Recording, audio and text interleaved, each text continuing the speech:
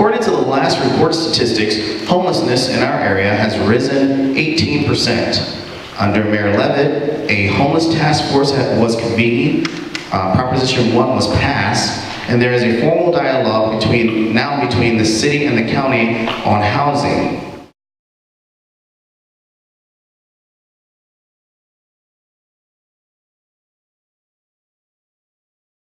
I think the city has been moving in the right direction on a large part.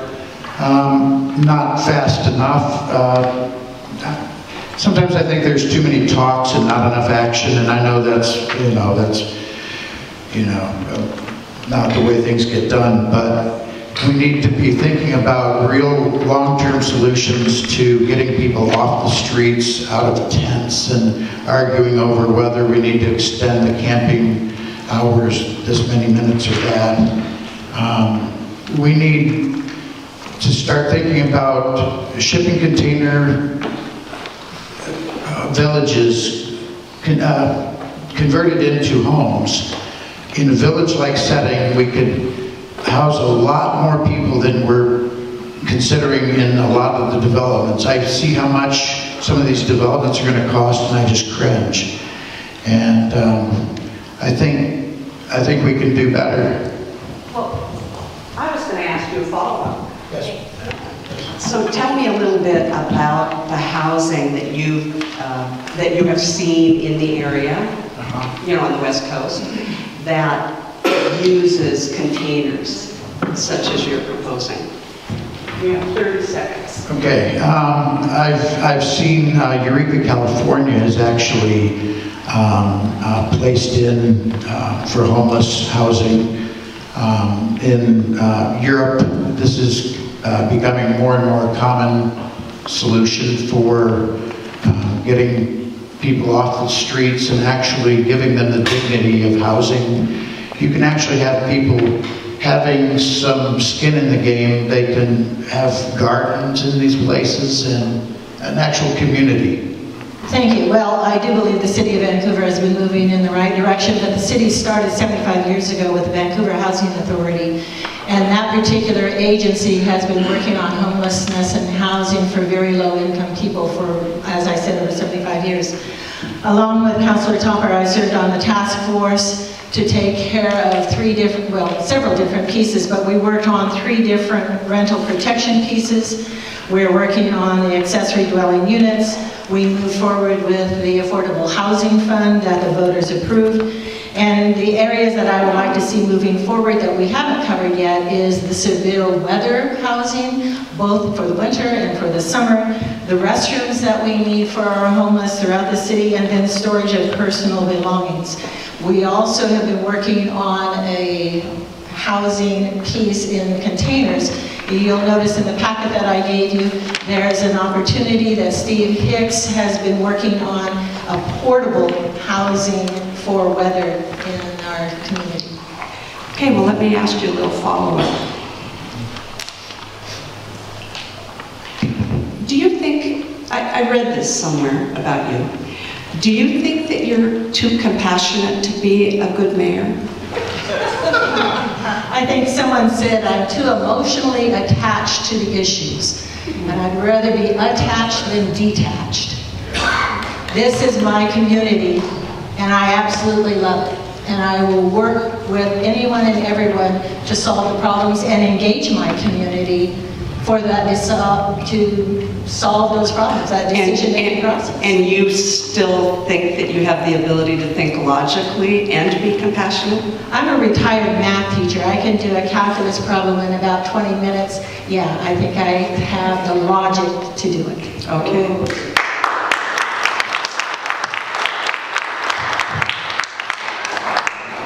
It is clear that homelessness has been and remains a prominent issue for Vancouver citizens. Homelessness is complex. It deserves real discussion and debate to find the proper solutions. The best approach to homelessness is to create a system where those who need help get easy access to it, while those whose needs are more temporary and transitional will get the help best suited to transition them into self-dependency. Any system that builds, promotes, and encourages reliance on government over reliance on the individual does damage to both, and in the long run helps neither. So let me follow up with you. Who will make the decision? You said something like the services that people actually really need will get them. And so what I'm wondering is, since you're running for government, does that mean you, as mayor of a government, will be the one to decide that? Why would we give that kind of power to a government? It's called representative government. Government for the people, by the people. Those elected to government have a difficult responsibility, and something that no one has mentioned here is responsibility to the taxpayers. We all want to do something for the people in our neighborhoods. There is no one here in this room that does not want to provide for poverty. How we do that, however, there needs to be guarantees, and there are no real guarantees, but there are best solutions, and those are Salvation Army type solutions, and they get the best results. And it's to standardize those solutions across the board in all agencies. Thank you.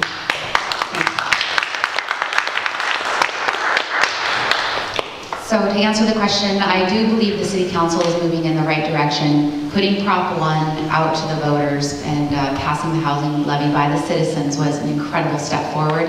But I do agree with comments tonight that we are moving too slow. There are three critical elements in my mind that we have missed opportunities. One is making sure we secured a location for our day center, which would provide shower facilities, laundry facilities, and temporary storage for individuals experiencing homelessness. That project is currently on hold. The second thing is finding an additional space for permanent shelter. We have not added shelter capacity in our county in more than 20 years, even though we've seen explosive growth.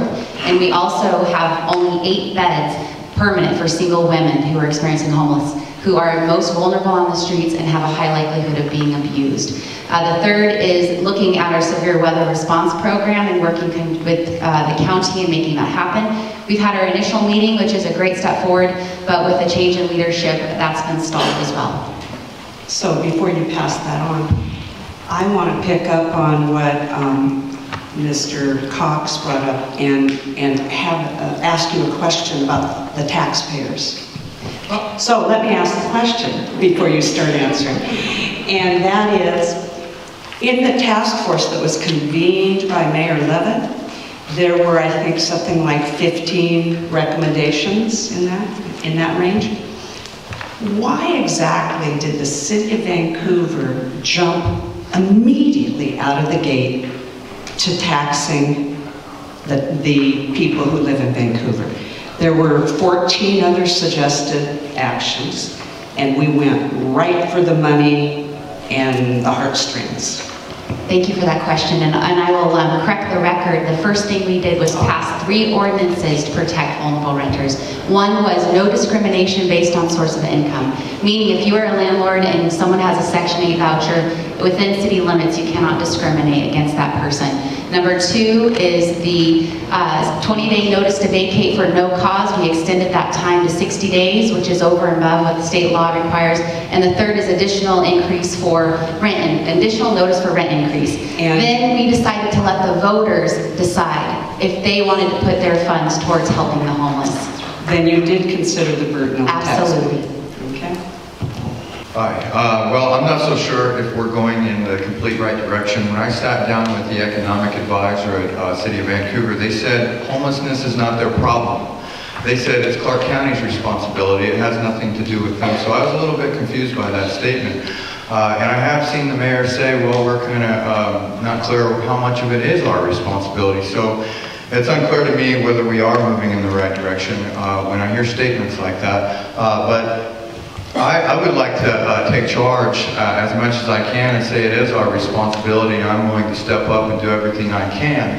And there's a lot of things that I think we can do. We can provide tax incentives for businesses that hire less fortunate individuals. I think we need a transitional housing program where people can get temporary housing until they can find a job. The day center is a great idea. That actually is a positive a program where people can get showers, do their laundry, and prepare for jobs.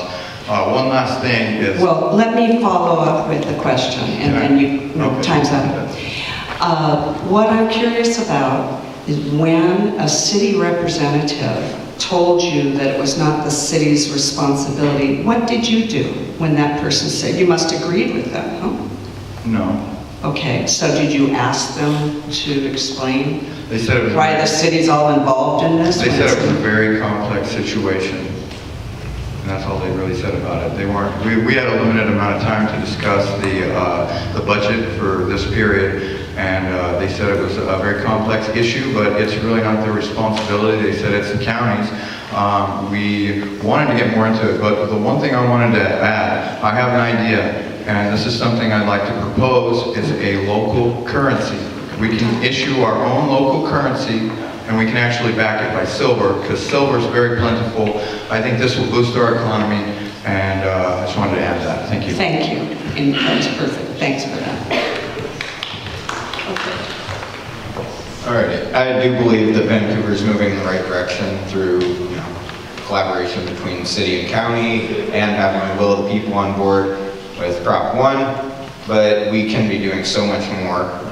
My dad and I are proposing the container communities that will provide a safe, economic, and environmental housing solution for the homeless. That the one in Eureka, California would be about a quarter of the cost of any current solutions that I've seen Vancouver propose as of yet. So moving forward with that, we can save money and we can house a lot more people and get people moving as well. Let me follow up with a question for you. Can you tell me how your proposal would differ from the newly established Community Roots Collaborative, where they're talking about tiny homes? Well, this would just be, a lot more, and creating more of a community where they're all working together and putting forward like what they can give to the community. If one of them can do haircuts, prepare food, garden, so that it's kind of all working together to produce something that gives them all some dignity and puts a roof over their head that can lift them out of homelessness, out of poverty. Okay, thank you. I think the city has done a good job and is headed in the right direction. We all know government moves slowly, but when you think of all the things that have happened that Alishia was so eloquent in expressing, that's a lot for a government to take on just since the late 2015. But any day that someone's without a home, any time someone is laying outside in the cold and the wet is too long. We do need to move along as quickly as we possibly can. But I really think we have a lot of effort going across the community, but I'm not sure we have an organized, focused plan for how we get through this, how we solve this multifaceted problem that I mentioned. Multifaceted problems have multifaceted solutions, and it's going to take a great effort, collaboration. It's going to take a lot of coordination with city and county and businesses and individuals and agencies to find the solution. And then we need to come together and start to focus on that and start to solve those problems step by step. We have a very generous, very giving community. When they see their plan and they were presented with a strong plan, they will follow along. Quick follow-up. Can you give us any information about the formal city-county dialogue that hopefully is starting soon on housing? City County? Oh, I did attend that evening, and it was exciting to see. I think it's the first time, and I don't remember how long in anybody's memory that they've come together. And I think we have a great opportunity to build on that right now. The county people were very open. You could tell the city people have had more experience and maybe address this more. So I think there's a great opportunity to come together and learn together. I don't think we know the solution. I read, and I hear a lot of debate about even placing a day shelter where the appropriate place is. Let's not be hasty and do something that's going to waste dollars. Let's make sure we have a good plan. Thank you. Gosh, I would wish you would ask me that question. I think the city's moving in the right direction, yes, but I think we could be moving at a quicker pace. Differently, I would have started working on rebuilding the broken and damaged relationship between Clark County and the city. At the meeting just back in May, there was still a broken and damaged, forced awkwardness feeling present. I have reached out to County Commissioner Mark Bolt. I've spoken to him. He is on my side and he supports my campaign. We discussed ideas about building partnerships and working together again with the city and the county should, and we started to build that partnership again. As your city council member, I promise to continue strengthening that partnership, because as a team, we can together start using we can together start cost effectively using our very valuable resources. What are you going to do? I got 15 left. 15 left. 15 left. Okay. Well then, let me tell you, you spoke with Chairman Bolt about this? Correct. And did he have the same information that it's not the city's obligation? I mean, did he say that they were going to take it over or something? Not that this county was going to take it over, not that the city was going to need to take it over, but we need to work as a team. Because at the joint meeting, the step we left with is we all need to get together and get our resources figured out, so we're not overspending on our valuable resources. So Commissioner Bolt and I agree that that partnership is necessary. Good, thank you. Yes, I do believe we are taking the right steps. The very current historic meeting between the county and city that addressed this specific issue is a great start. And I'd also like to see the nonprofit agencies get involved and the faith communities get involved and quit working in the silos, but work together and share the knowledge that they have. There are good people doing incredible things, and if they could just work a little closer together, it'd go a long ways to solving this problem. This certainly isn't a jurisdictional issue. It doesn't run jurisdictional lines. This is a City of Vancouver problem, and it's a Clark County problem. And if we don't work together, it's never going to change. Prop 1 is okay. It's not a lot of resources overall, but it's a good start. Now these funds need to be managed well and to the greatest positive effect. However, I also believe this can't just be a governmental fix. We need to bring the entire community and faith-based communities and even reach across the river and work with our neighbors in Oregon. Complex problems need a lot of people to rally and come together to solve. That was what my follow-up was going to be. We look at Seattle, we look at, but are we looking in our same metropolitan area? And what do you think we can learn from what you see happening in Portland? Well, again, as I just mentioned, getting people who do incredible things in their silo, get them out of that, and work together with other agencies, governmental and not, and come together, and I think incredible things will happen. Okay, great. I think the city is also on the right track, and I appreciate that the City Council opened suggestions up to the community to make sure that all voices have a place at the table and we don't leave out our most vulnerable neighbors. And I also realize that democracy does take time, and from 2015 to 2017, there's been a push and getting everything from Prop 1 so that the community is educated, as well as making sure that people go out to vote, that democracy does take time. But I think in the interim, funding of nonprofits such as Council for the Homeless or Habitat for Humanity, and the like, who are there helping people on the ground day by day, I think we need to be pushing funds to them and pushing volunteers to them.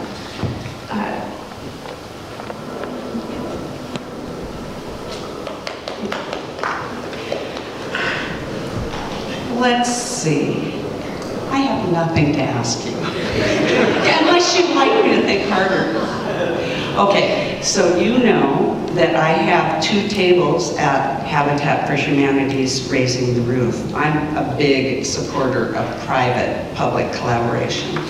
And you have volunteered to be there, and can you get me 7 more people? I'm at a second table now. I will find you 7 more.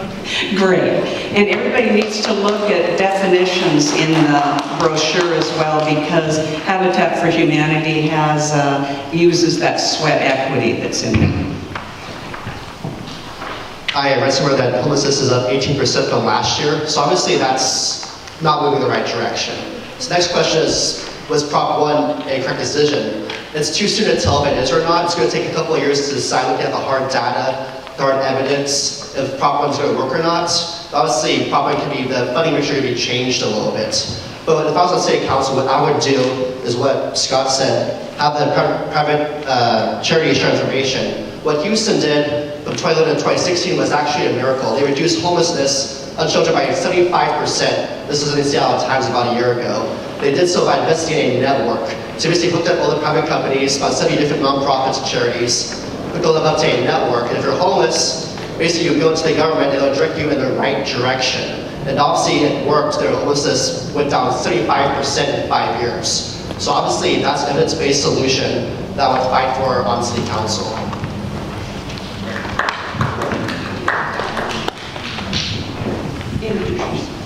I'm Jamie. I work for a local nonprofit here, and I also work with a variety of the grassroots groups that advocate for the homeless. My question is about, follow up to Mr. Kerr. When you said a network, do you mean like they all group together physically, or do you mean like online, like a database? It would be a database, correct. So we actually already have that here. Yes, that's what it's referring to. Yeah, we currently have an HMIS system, and I believe the majority of our nonprofits here do connect to that. I don't know that it's given us a lot of data. I don't know that it's decreased homelessness. It might be federated, because I'm actually an MIS major at WC Vancouver, so it might be a federated database, so that does work, but pretty much, there's obviously ways you can strengthen the database. There's always ways to make it stronger, make it more connected. They relay the data so it gets to the right people correctly. Thank you. I think anytime that we can reduce homelessness and get people into housing is a good idea. So obviously the proposition was an excellent idea, and it is going ways to make that happen. But one of the problems is we need to address why people aren't able to afford, apartments or houses. And that's not just a matter of them, not having enough money. There is enough money out there. It's just people are not being employed full time and being able to afford those rents. Luckily, I think there's a lot more housing coming online that should allow for more people to be able to afford apartments, because as we all know, whenever tons of things start being built, all of a sudden then everyone's got way too much. So I think the middle class type of people who are having trouble with their housing will be taken care of. But we need to look at what Proposition 1 doesn't do, which they only allocated 5% to the people who are really in need, the ones who really need to be getting off the streets and be given some sort of housing so they can actually continue and have a successful transition. So, thank you. As a follow-up on that, I think, and maybe I think that there's a statutory limit to the amount that could have been levied or something.